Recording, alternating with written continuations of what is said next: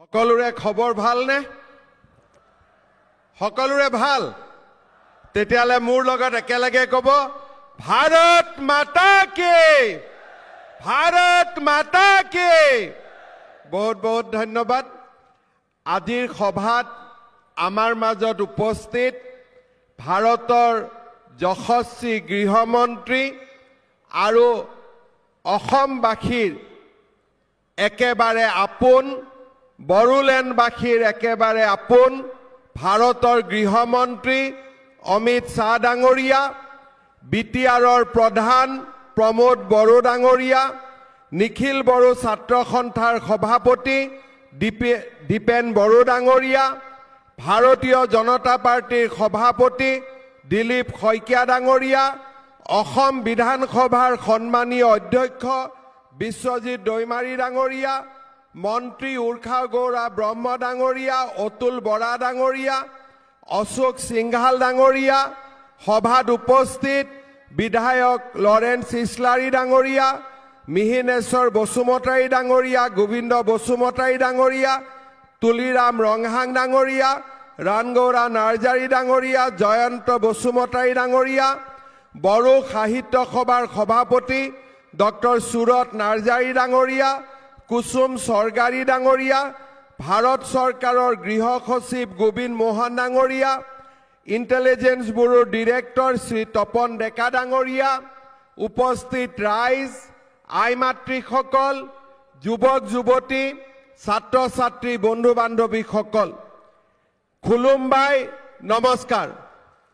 নিখিল বড়ো ছাত্ৰ সন্থাৰ ৫৭তম বাৰ্ষিক অধিৱেশন উপলক্ষে মই নিখিল বড়ো ছাত্ৰ সন্থাৰ সন্মানীয় সভাপতি দীপেন বড়ো, উপসভাপতি খুৰমুদা ৱাৰী, সাধাৰণ সম্পাদক খনীন্দ্ৰ বসুমতাৰী প্ৰমুখ্যে সমূহ বিষয়ববীয়াক আন্তৰিক অভিনন্দন জনাইছোঁ। আজি আমি আপচুৰ এই ৫৭তম অধিৱেশন দতমাত অনুষ্ঠিত কৰিছোঁ। এই দতমাই হ'ল বডোফা আৰু বড়ো জাতিৰ মহান নায়ক বডোফা উপেন্দ্ৰনাথ ব্ৰহ্মৰ জন্মস্থান। আজিৰ এই পবিত্ৰ দিনটোত মই বডোফা উপেন্দ্ৰনাথ ব্ৰহ্মৰ প্ৰতি অসমবাসী ৰাইজৰ হৈ গভীৰ শ্ৰদ্ধাঞ্জলি নিবেদন কৰিছোঁ। শ্ৰদ্ধাৰ ৰাইজ, আজি আমাৰ মাজত কেন্দ্ৰীয় গৃহমন্ত্ৰী অমিত শ্বাহ ডাঙৰীয়া উপস্থিত আছে।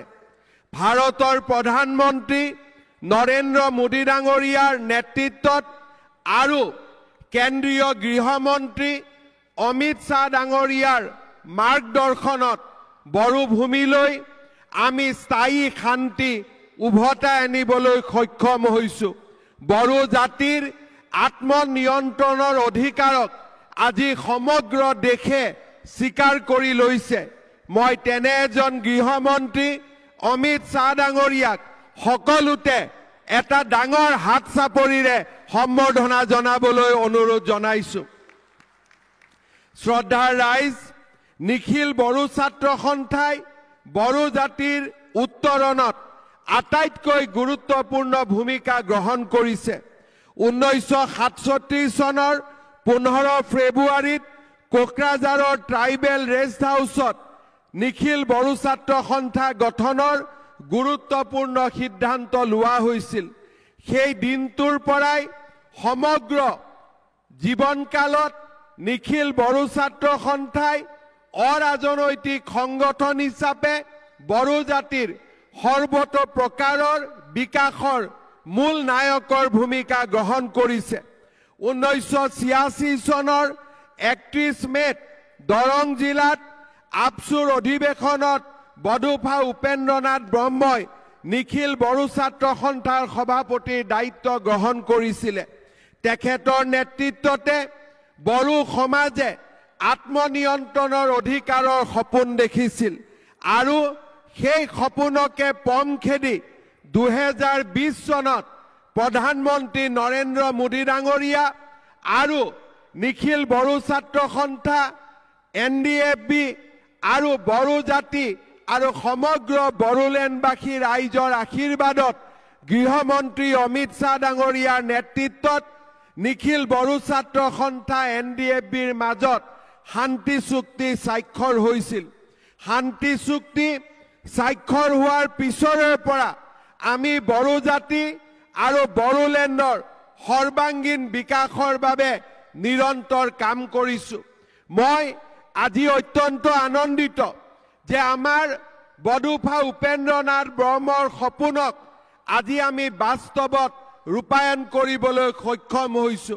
কোকৰাঝাৰত আমাৰ নিখিল বড়ো ছাত্ৰ সন্থাৰ শান্তি চুক্তিৰ প্ৰাক মুহূৰ্তত বড়োলেণ্ড ইউনিভাৰ্চিটিয়ে আত্মপ্ৰকাশ কৰিলেও পূৰ্ণাংগ ৰূপ লোৱা নাছিল। আজি কোকৰাঝাৰত বড়োলেণ্ড ইউনিভাৰ্চিটিও হৈছে আৰু অহা 15 এপ্ৰিলৰ আগতে আমি কোকৰাঝাৰ বিশ্ববিদ্যালয়কো পূৰ্ণাংগ ৰূপ দিবলৈ গৈ আছো, যিয়ে বড়ো সমাজলৈ এক নতুন বৌদ্ধিক গতি নমাই আনিব। শ্ৰদ্ধাৰ ৰাইজ, ইয়াৰ লগতে আমি সংকল্প লৈছো যে আমি ওদালগুৰিতো বড়োলেণ্ড ইউনিভাৰ্চিটিৰ এটা নতুন কেম্পাছ নিৰ্মাণ কৰিম আৰু অহা 3 বছৰৰ ভিতৰত ওদালগুৰিত এখন নতুন মেডিকেল কলেজ নিৰ্মাণৰ কামো আমি হাতত ল'ম।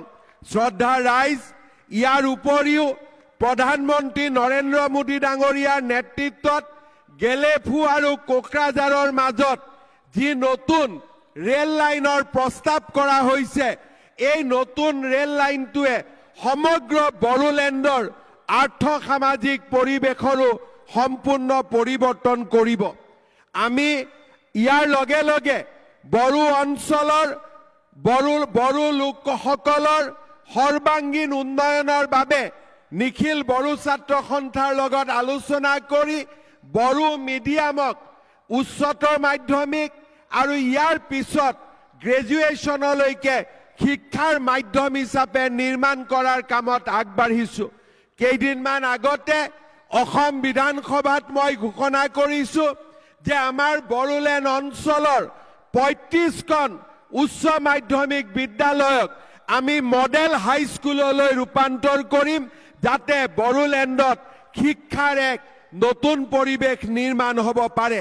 এই বছৰৰ অক্টোবৰ মাহত 8ৰ পৰা 10,000 যুৱক যুৱতীৰে লৈ আমি গুৱাহাটীৰ সৰুসজাই ষ্টেডিয়ামত বাগৰুম্বা আৰু বাৰদৈ চিখলাক আমি বিশ্বত প্ৰতিষ্ঠা কৰাৰ বাবে সামূহিক প্ৰদৰ্শনৰো ব্যৱস্থা গ্ৰহণ কৰিছো।